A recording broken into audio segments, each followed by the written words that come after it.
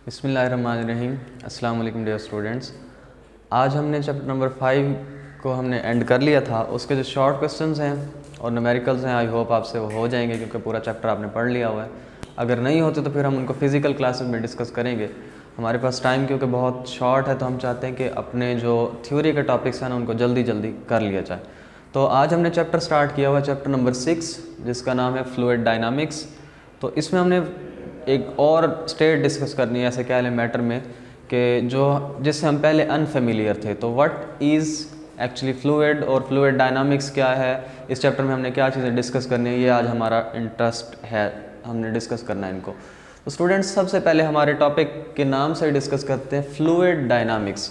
तो फ्लूइड क्या है जी? फ्लूइड हर वो चीज़ जो फ्लो कर सकती है वो फ्लूइड है। कोई भी सब्सटेंस जो फ्लो कर सकता है वो फ्लूइड है। तो यहाँ पे इसकी डेफिनेशन लिखी हुई है, any substance that can flow is called fluid. What is fluid dynamics? तो फ्लूइड डायनामिक्स, अब डायनामिक्स देखें आपने, मोशन की टाइप्स पढ़ी हुई हैं, काइनेमेटिक्स और डायनामिक्स। तो डायनामिक्स क्या है जी? मोशन की एक टाइप है। तो लिहाजा ये चैप्टर जो हमारा है व्हाट इज़ फ्लूइड डायनामिक्स, अगर ये डेफिनेशन आ जाए तो fluid dynamics is actually the branch of physics in which we study the fluids in motion. ठीक है जी। तो अब फ्लूइड्स को मोशन में हमने डिस्कस करना है। तो फ्लूइड्स सबसे पहले हमें पता होना चाहिए हैं क्या। ठीक है जी। तो फ्लूइड्स कोई भी चीज़ जो फ्लो कर सकती है वो फ्लूइड है, जिसमें हमारे पास लिक्विड्स हैं और गैसेस भी। तो लिक्विड्स प्लस गैसेस दोनों ही फ्लो कर सकते हैं, इस वजह से हमारे पास ये फ्लूइड्स कहलाता है। अब आप सोच रहे होंगे कि गैसेस कैसे फ्लो कर सकती है, तो आप एलपीजी की एग्जांपल लें, लिक्विफाइड पेट्रोलियम गैस, तो वो भी लिक्विफाई की हुई होती है, लिक्विड की फॉर्म में होती है। तो गैसेस प्लस लिक्विड्स दोनों ही फ्लो कर सकते हैं। ठीक है जी। या फिर अगर आप सिलेंडर को उठा के कभी इस तरह से हिलाएं तो आपको ऐसे लगे जैसे उसके अंदर पानी है। ठीक है, तो उसकी भी प्रॉपर्टीज़ बिल्कुल इस तरह से हो जाती हैं। तो अब हमने डिस्कस करना है कि गैसेस में भी अपनी एक जो फ्लूइडिटी टाइप जो है उसकी मोशन इस तरह से होती है, तो वो भी हमने डिस्कस करना है साथ साथ। अब हमारे पास है कि ये हमने डिस्कस कर लिया कि फ्लूइड क्या होते हैं, फ्लूइड डायनामिक्स में हमने क्या चीज़ें डिस्कस करनी है। अब हमने कुछ ये डिस्कस करना है कि जैसे प्रीवियस चैप्टर में हम कंजर्वेशन लॉज डिस्कस करते हैं, law of conservation of energy discuss किया, law of conservation of momentum discuss किया, फिर एंगुलर मोमेंटम डिस्कस किया। तो वो चीज़ें कंजर्वेशन क्या फ्लूइड्स में भी पाई जाती है या नहीं। ठीक है जी। तो वहाँ पे हमने सॉलिड्स को डिस्कस किया था इलास्टिक कोलिजन के केसेस में, वहाँ पे मोमेंटम को डिस्कस करते चले आ रहे थे। अब हम देखते हैं कि जो चीज़ें फ्लो करती हैं यानी फ्लूइड्स हैं उनमें भी कंजर्वेशन है। तो इन कंजर्वेशन लॉज को एक्सप्लेन करने के लिए हमारे पास दो लॉन्ग क्वेश्चन हैं जिनको हमने डिटेल्स में बाद में डिस्कस करना है।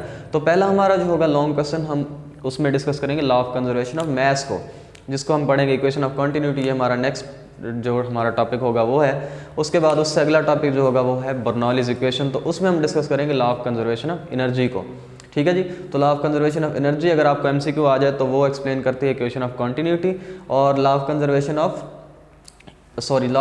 मास जो है वो इक्वेशन ऑफ कंटिन्यूटी, और अगर law of conservation of energy आ जाए तो वो बर्नौलीज इक्वेशन है। ये आपने डिस्कस करना है।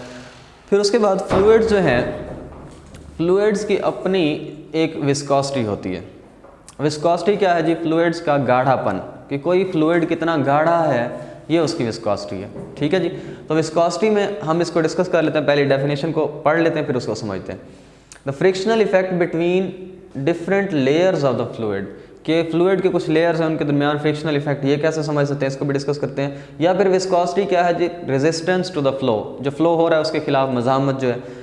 फिर ये तीसरी बात क्या है? It is the measure of force required to slide one layer of fluid over another. इससे सारी बातें समझ आती हैं ऊपर वाली भी, कि अगर आप इस तरह से अपनी ये दो इस तरह से एक अंगूठा और उंगली पानी में भिगोएं और फिर उनको इस तरह से आपस में स्लाइड करवाएं तो आपको फील होगा कि इसमें कोई फ्रिक्शन नहीं थी। ठीक है जी। इस तरह से मिल्क में करें तो फिर आपको हल्की सी फ्रिक्शन फील होगी। जबकि उसके बाद अगर आप नेक्स्ट चले जाएं तो हनी में, शहद है, शहद के अंदर इस तरह से दोनों को डिप करें और आप इस तरह से अपनी उंगली और अंगूठे को इस तरह से स्लाइड करें तो आपको एक फ्रिक्शनल इफेक्ट मिलेगा। ये फ्रिक्शनल इफेक्ट क्या बता रहा है? एक्चुअली उसका गाढ़ापन बता रहा है कि ये चीज़ कितनी गाढ़ी है। ठीक है जी। तो ये एक्चुअली जो गाढ़ापन है वो विस्कोसिटी कहलाता है। उसके साथ साथ इसको मैंने एक ऑर्डर में लिखा हुआ है कि विस्कोसिटी ऑफ वाटर पहले लिखा हुआ, फिर विस्कोसिटी ऑफ मिल्क लिखा हुआ, फिर हनी, और फिर थिक टार। थिक टार जो है ये सड़कों के ऊपर जो लुक आप लोग देखते हैं वो है। तो वाटर की विस्कोसिटी कम है, हमने देखा कि फ्रिक्शनल इफेक्ट कम है उसमें। फिर मिल्क का उससे ज़्यादा है, हनी का उससे ज़्यादा, और थिक टार का सबसे ज़्यादा है। ठीक है जी। तो ये है विस्कोसिटी जो कि फ्रिक्शनल इफेक्ट है दो लेयर्स को स्लाइड करने में, जो हमें जितनी फोर्स रिक्वायर्ड होती है उसका भी एक मेजरमेंट जो है हमें विस्कोसिटी से मिलती है, और इसको हम इसको डिनोट करते हैं ईटा से। ठीक है जी, तो ये ईटा है इसका सिंबल का नाम, तो इसको ईटा पढ़ते हैं। और ईटा के जो यूनिट्स हैं वो है किलोग्राम पर मीटर पर सेकंड या फिर न्यूटन पर मीटर स्क्वायर सेकंड। और इसके डायमेंशन अगर आप देखें तो किलोग्राम के साथ मैस और इसके साथ मीटर के साथ लेंथ के डायमेंशन है, तो टाइम जो है वो सेकंड के लिए है, तो इस वजह से ये ml-1 t-1 ये इसके डायमेंशन है। ये यूनिट्स यहाँ से कैसे निकला ये हम आगे डिस्कस करते हैं ड्रैग फोर्स को एक्सप्लेन करते हुए। तो अब स्टूडेंट्स आ जाइए विस्कोसिटी, ये MCQs है कि viscosity of liquids and solids. अब जो सॉलिड्स और लिक्विड्स होते हैं ना, उनको गर्म करें तो उनका गाढ़ापन कम हो जाता है, वो ज़्यादा फ्लो करना शुरू कर देते हैं। ठीक है, तो इसका अगर टेम्परेचर के साथ रिलेशन देखें ना, तो टेम्परेचर जैसे जैसे बढ़ रहा होता है विस्कोसिटी कम हो रही होती है। ऐसे होता है ना, जब भी हम किसी भी चीज़ को पिघला दें तो वो बहना शुरू हो जाती है, उसका गाढ़ापन और थोड़ा सा कम हो जाता है। लिहाजा viscosity of liquids plus solids is inversely proportional to temperature, कि अगर आप टेम्परेचर इंक्रीज करेंगे तो viscosity of liquids and solids will decrease. लेकिन गैसेस के केस में जब आप टेम्परेचर इंक्रीज करते हैं तो आपके पास विस्कोसिटी इंक्रीज हो जाती है। अब विस्कोसिटी कैसे इंक्रीज होती है, आप पिछले चैप्टर्स में पढ़ के आए हुए हैं कि जब भी हम गैसेस को हीट करते हैं, पिछले आपने मैट्रिक क्लास में भी ये पढ़ा है कि जब भी हम गैसेस को हीट करते हैं तो उनके मॉलिक्यूल्स की रैंडम मोशन बढ़ जाती है, काइनेटिक एनर्जी इंक्रीज हो जाती है, लिहाजा उनमें जो है फ्रिक्शनल इफेक्ट जो आपस में मज़ाहमत के वो ज़्यादा हो जाते हैं। तो फ्रिक्शनल इफेक्ट ही तो है एक्चुअली विस्कोसिटी, लिहाजा टेम्परेचर गैस का जब आप बढ़ाएंगे तो उनकी फ्रिक्शन ज़्यादा हो जाएगी। ठीक है जी, तो उनमें से किसी चीज़ को फ्लो करवाना मुश्किल हो जाएगा, लिहाजा उनकी विस्कोसिटी टेम्परेचर के डायरेक्टली प्रोपोर्शनल है। टेम्परेचर इंक्रीज हुआ, viscosity of the gases will also increase. अब स्टूडेंट्स हम आते हैं ड्रैग फोर्स की तरफ। ये एक टर्म इंपॉर्टेंट टर्म है, व्हाट इज ड्रैग फोर्स। तो ड्रैग का मतलब है पीछे को धकेलना, इस तरह से खींचना, या इस तरह से कर लें ये खींचना किसी भी चीज़ को। तो ड्रैग फोर्स जो है इसको हम फील करना चाहते हैं अगर, तो हम अगर गाड़ी में बैठे हैं और गाड़ी की स्पीड बहुत ज़्यादा है और शीशा उसका हम खोलें और अपना हाथ बाहर निकालें, तो जो हमारे हाथ को हवा का इस तरह से पुश मिलता है पीछे को, ठीक है जी, पीछे को, तो वो क्या है एक्चुअली वही ड्रैग फोर्स है। अब एयर क्या है, हमने भी डिस्कस किया कि जो लिक्विड्स हैं और गैसेस हैं वो फ्लूइड्स हैं, तो एयर इज़ आल्सो फ्लूइड, तो हवा की जो मज़ाहमती फ़ोर्स है वो भी वही फोर्स जो है वो ड्रैग फोर्स कहलाती है। ठीक है जी, तो इसकी डेफिनेशन को पढ़ते हैं। An object moving through a fluid experiences a retarding force. अब रिटार्डेशन आपने पढ़ा है पिछले चैप्टर्स में कि एक्सेलरेशन होता है आगे को वेलोसिटी का बढ़ना, ये क्या है वेलोसिटी का कम होना। ठीक है जी, नेगेटिव एक्सेलरेशन। तो लिहाजा ये जो ड्रैग फोर्स होगी ये ऑब्जेक्ट की मोशन के अपोजिट होगी। हमारी कार जो है वो किधर मूव करी आगे को, लेकिन ड्रैग फोर्स हमें किधर को फील होती है पीछे को। तो इस वजह से ये है आपके पास ड्रैग फोर्स, जो कि आपने इसको FD से नोट करना है। अब FD का जो फार्मूला है ये एक्चुअली स्टोक्स ने डेवलप किया, स्टोक्स लॉ भी इसको बोलते हैं। FD = 6 पाई ईटा RV। तो इससे हम डिस्कस कर लेते हैं कि ड्रैग फोर्स जो है वो किन किन फैक्टर्स पे डिपेंड करती है। तो स्टूडेंट्स देखें यहाँ पे विस्कोसिटी पे डिपेंड करती है, viscosity of the medium. Medium कौन सा हो सकता है जी, फ्लूइड हो सकता है, कि कौन सा फ्लूइड है जिसकी कौन सी विस्कोसिटी है, तो वो आप डिस्कस कर सकते हैं यहाँ से। फिर उसके बाद रेडियस, जिस भी ऑब्जेक्ट को, स्फेरिकल ऑब्जेक्ट को आपने फेंका हुआ उसके अंदर डाला हुआ है, तो उससे आप डिस्कस कर सकते हैं कि उसका रेडियस अगर ज़्यादा है तो उसके ऊपर ड्रैग फोर्स ऑब्वियसली ज़्यादा लगेगी। ठीक है जी, यानी अगर हमारे पास कोई ऑब्जेक्ट है जो इस तरह से बड़ा है, उसको आपने पानी में डाला है तो उसके ऊपर ड्रैग फोर्स भी उस तरह से ज़्यादा लगेगी। लेकिन अगर आप एक सुई को डाल दें तो उसका रेडियस क्या है, बहुत कम है उसकी नोज़ का, तो इस वजह से जो नोक है उसकी, तो उसके कम होने की वजह से उसके ऊपर ड्रैग फोर्स भी कम लगती है, लिहाजा वो मूव कर जाती है। और इस तरह से फिर उसकी वेलोसिटी पे भी डिपेंड करती है कि किस स्पीड के साथ आप उसको मूव करवा रहे हैं, ये भी डिपेंड करती है। तो अब हम डिस्कस करते हैं स्टोक्स लॉ क्या है। तो स्टोक्स लॉ हमने अभी डिस्कस किया, ये लॉ है जिसने बताया कि ड्रैग फोर्स फिर कितनी लगती है किसी ऑब्जेक्ट के ऊपर। ठीक है जी, ड्रैग फोर्स की क्वांटिटी जो बताई वो स्टोक्स लॉ ने बताई कि अगर आपके पास किसी भी मीडियम में से कोई चीज़ फ्लो कर रही है जिसका रेडियस फ्ला है, उसकी वेलोसिटी फ्ला है, और वो जो मीडियम है उसकी विस्कोसिटी भी आपको गिवन है, तो फिर आप उसके ऊपर ड्रैग फोर्स की क्वांटिटी निकाल सकते हो कि कितनी क्वांटिटी में उसके ऊपर ड्रैग फोर्स लगी है। अब स्टूडेंट्स ये जो स्टोक्स लॉ है इसकी कुछ लिमिटेशंस हैं, ये सब ऑब्जेक्ट्स के ऊपर नहीं लग सकता। ठीक है, तो इसकी जो लिमिटेशंस हैं valid only for the bodies. किन बॉडीज़ के लिए जी, जो स्फेरिकल हो। ठीक है, तो ये स्फेरिकल ऑब्जेक्ट्स के लिए ये वाला आपके पास स्टोक्स लॉ वैलिड होगा। और दूसरे नंबर पे हैविंग स्लो स्पीड्स। अब स्टूडेंट्स हम एग्जांपल लेते हैं, सपोज हमारे पास हनी है, एक छोटे से ग्लास के अंदर आप कह लें कि हनी है और आपके पास एक आयरन का छोटा सा हल्का सा बॉल है, उसको आपने छोड़ा पानी में, तो आप देखते हैं कि वो फ़ौरन पहले तो जल्दी में जाता है लेकिन फिर आहिस्ता आहिस्ता नीचे जाता है। वो क्या है? वो उसकी ड्रैग फोर्स है। लेकिन इसकी निस्बत अगर आप वही बुलेट, उतने ही मैस का बुलेट फायर कर दें तो वो तो उसको भी तोड़ कर चला जाएगा वहाँ से। लिहाजा यानी उसके ऊपर ड्रैग फोर्स तब तक लगती है जब वो स्लो स्पीड के साथ मूव कर रहा है। तेज़ी के साथ गुजार दें आप ऑब्जेक्ट्स को, वो तो फ्लूइड के अंदर से गुजर जाएंगे, ठीक है। तो ऑब्जेक्ट जो स्लो मूव कर रहे होते हैं उनके ऊपर ड्रैग फोर्स अप्लाई होती है और वो जो ड्रैग फोर्स है वो है 6 पाई ईटा RV। तो ये स्टोक्स लॉ की लिमिटेशन थी कि स्फेरिकल ऑब्जेक्ट्स हों और दूसरे नंबर पे आपके पास उनकी स्पीड भी हाई ना हो, ठीक है। तो ये दो लिमिटेशंस हैं। उसके बाद स्टूडेंट्स हमारा जो आज का लॉन्ग क्वेश्चन है, बहुत इंपॉर्टेंट लॉन्ग क्वेश्चन है, व्हाट इज़ टर्मिनल वेलोसिटी। तो ये लॉन्ग क्वेश्चन डिस्कस करना है और ये जो प्रीवियस आपने सारा पढ़ा है ये आपके पास शॉर्ट क्वेश्चन के तौर पर और MCQs के तौर पर आ सकते हैं और इंपॉर्टेंट कॉन्सेप्ट्स हैं ये वाले। स्टूडेंट्स टर्मिनल वेलोसिटी को अगर हम देखें तो इससे पहले हम एक एग्जांपल लेते हैं कि जब भी अगर हमें कहा जाए कि जी जंप करना है जहाज़ से, हेलीकॉप्टर से जंप करना है विद पैराशूट और विदाउट पैराशूट। अब जब कोई भी ऑब्जेक्ट विदाउट पैराशूट गिरता है तो वो तेज़ी के साथ आकर धड़म लगता है नीचे। ऐसे होता है ना कि वो ऐसे उसकी वेलोसिटी जो है वो इंक्रीज़ होते होते होते फिर एट द टाइम वो बहुत ज़्यादा एक्सेलरेशन के साथ जाके नीचे लगता है और उसको बहुत ज़्यादा हिट करता है वो ग्राउंड।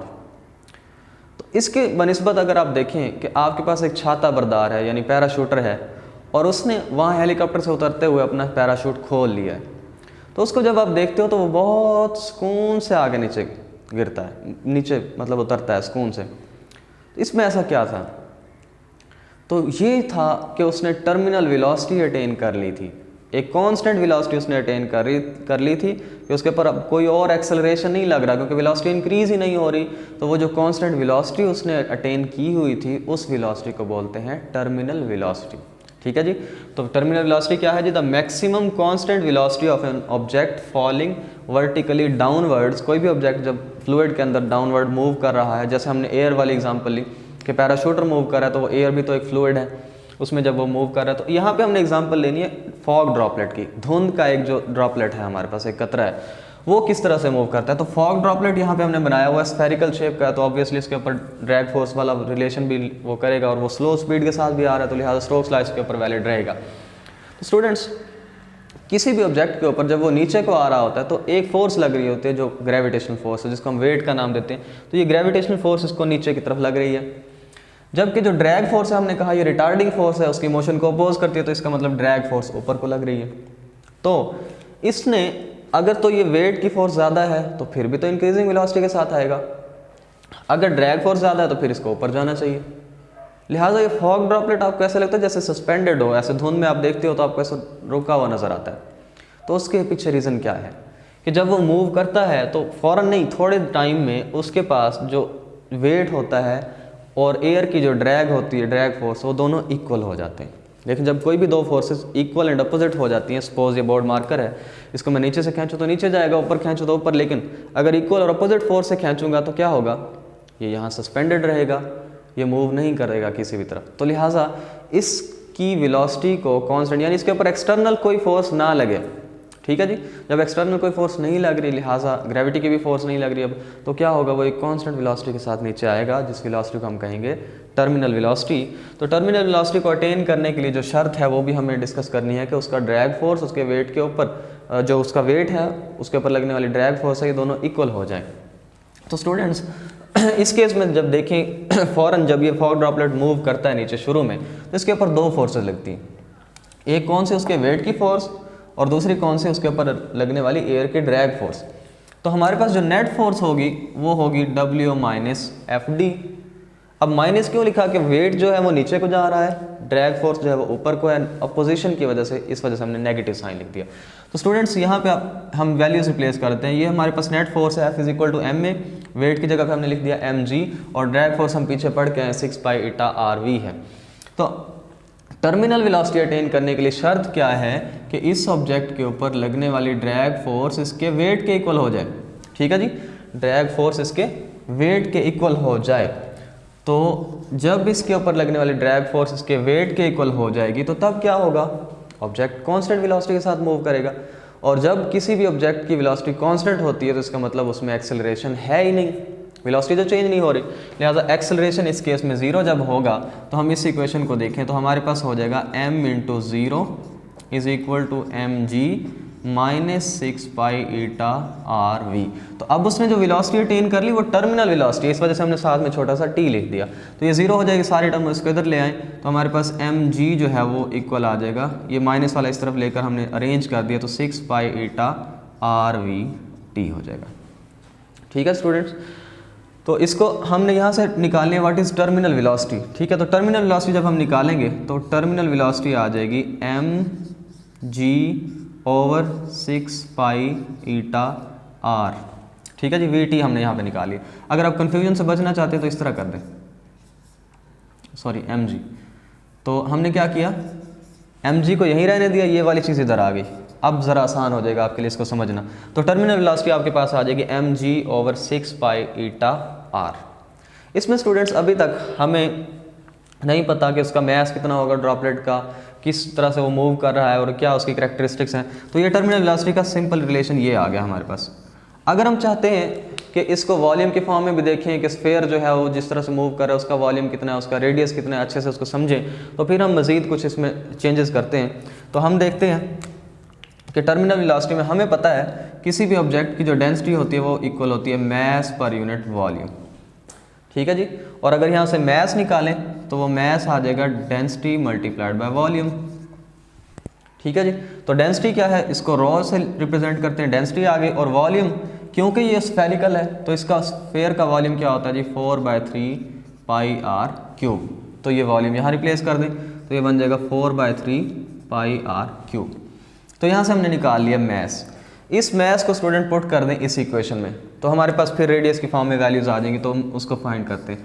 तो टर्मिनल वेलोसिटी फिर हमारे पास हो जाएगी, मैस क्या था जी 4/3 पाई आर क्यूब और साथ में रो है, और मैस के साथ क्या है हमारे पास g divided by 6 pi eta are.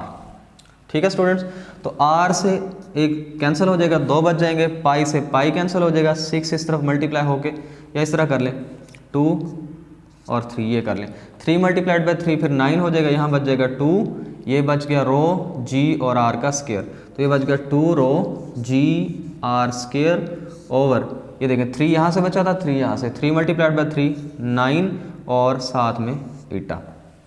ठीक है जी, तो यहाँ से जो टर्मिनल वेलोसिटी का हमें फाइनल रिलेशन मिला वो है V T is equal to 2 rho G R square over 9 eta. तो यहाँ से स्टूडेंट आप देखें तो बाकी सारे फैक्टर्स हमारे पास कांस्टेंट हैं। ये क्या है, डेंसिटी जिस पे मीडियम में आपने उसको रखा हुआ है, उसकी विस्कोसिटी भी कांस्टेंट है, मतलब अगर वाटर की है तो उसका आपको पता है, फिर उसकी डेंसिटी का आपको पता है 1000 किलोग्राम पर मीटर क्यूब है, जी की वैल्यू का आपको पता है। लिहाजा टर्मिनल वेलोसिटी जो डिपेंड कर रही है, टर्मिनल वेलोसिटी सिर्फ रेडियस के स्क्वायर पे डिपेंड कर रही है। तो आपसे ये एमसीक्यू भी पूछा जा सकता है कि टर्मिनल वेलोसिटी किस फैक्टर के ऊपर डिपेंड करती है, तो terminal velocity depends upon the square of the radius of the object flowing through the fluid. ठीक है जी, तो ये था हमारा आज का लॉन्ग क्वेश्चन, और इस तरह से आता हुआ ऑब्जेक्ट जो है वो फिर टर्मिनल वेलोसिटी के साथ मूव करता है। तो आज हमने चैप्टर नंबर 6 पूरा डिस्कस किया, जिसमें हमने बेसिक टर्म्स को डिस्कस किया। बेसिक टर्म्स को डिस्कस करते हुए हम फ्लूइड्स को अच्छे से समझ चुके, फिर उस फ्लूइड्स की आप ऐसे कह लें कि एप्लीकेशंस को हमने डिस्कस किया, फिर ड्रैग फोर्स को भी हमने यहाँ पे यूज़ कर लिया। तो फिर एंड पे जो हमने लॉन्ग क्वेश्चन डिस्कस किया वो था टर्मिनल वेलोसिटी। तो नेक्स्ट इंशाल्लाह हम इक्वेशन ऑफ कंटिन्यूटी को डिस्कस करेंगे और फ्लूइड की मुख्तलिफ टाइप्स को भी डिस्कस करेंगे। तो तब तक के लिए इजाज़त दीजिए, अल्लाह हाफिज़।